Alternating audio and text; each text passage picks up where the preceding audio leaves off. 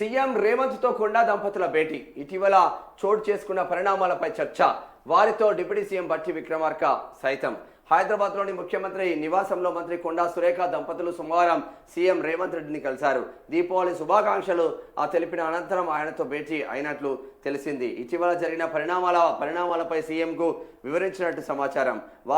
వారితో deputy CM బట్టి విక్రమార్క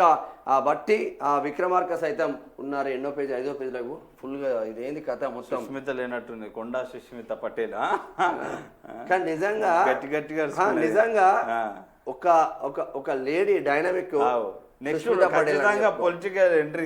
కొండా మురళి ఎట్లా మాట్లాడతాడో కొండా సురేఖ పటేల్ సుష్మిత పటేల్ అట్లనే మాట్లాడుతుంది. సురేఖ కంటే ఇక ఆమె గ్రీన్ గా ఉండి బయటకు వచ్చింది కాబట్టి అట్లా ఉంటది. చదువు పెద్దగా లేదు కాబట్టి అందులోంచే ఒక సీఎం ను టార్గెట్ చేయడం అంత ఆశామాష. అందులో మంత్రిగా ఉండి సీఎం సలహాదారుని ఇంకో మంత్రి వేం నరేందర్ రెడ్డిని పొంగులేటి శ్రీనివాస్ రెడ్డిని రోహిన్ రెడ్డి రేవంత్ రెడ్డి పొంగులేటి శ్రీనివాస్ రెడ్డి ప్రభుత్వంలో కీలక పైసలు పెట్టిన వాళ్ళు సగం గట్టిగానే పెట్టిళ్ళు.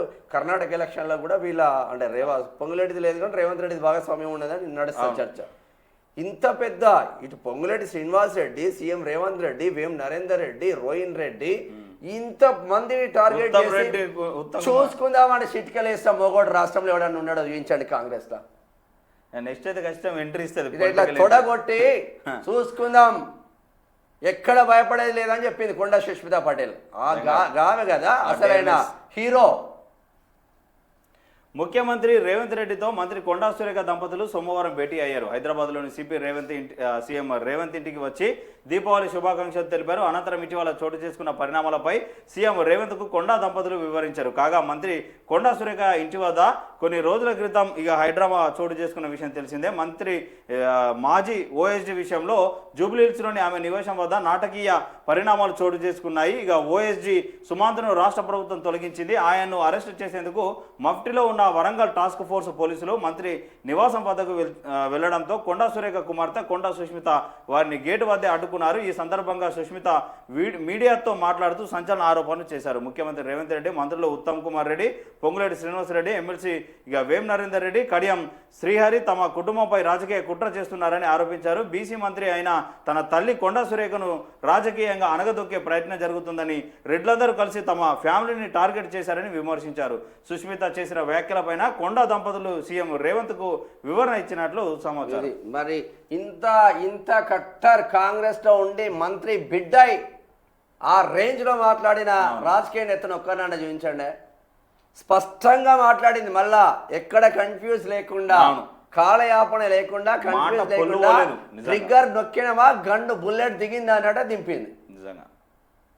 ఇక మరి ఆ గన్ను ఇప్పుడు సుమంత్ బెదిరించిన గన్ను ఏదైతే ఉన్నదో దక్కన్ సిమెంట్ కి సంబంధించింది, ఆ గన్ను ఎక్కడి నుంచి వచ్చింది, ఆ గన్ను పైన ఎంక్వైరీలు ఎందుకు వేయట్లేదు సీఎం రేవంత్ రెడ్డి గారు? అంత పెద్ద ఫ్యాక్టరీ సీసీ కెమెరాలు ఉంటాయి కదా, అవన్న బయట పెట్టాలి. అక్రమ ఆయుధాలు చాలా డేంజర్ చట్టం కదా. అక్రమ ఆయుధాలు అంటే మీకు తెలిసినోడు అక్రమ ఆయుధాలు ఉంటే ఏం కాదు, బయట ఎవడనేది అక్రమ ఆయుధాలు ఉంటే తప్ప. వాళ్ళు కూడా అడుగుతారు కదా క్వశ్చన్. ఇప్పుడు సుష్మితా పటేల్ లేవనెత్తిన గన్ ఎక్కడి నుంచి వచ్చింది తెలంగాణలో? Gun culture. సుమంత్కు గన్ ఎవరిచ్చిండు?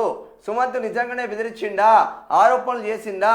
ఆ గన్ను పైన ఎంక్వైరీ జరగాలి కదా. ఆ గన్ను పైన ఇది కథ. వాస్తవంగా మనం అనుకుంటాం కానీ కొండా మురళిని టచ్ చేసే నేత రాష్ట్రంలో లేడు.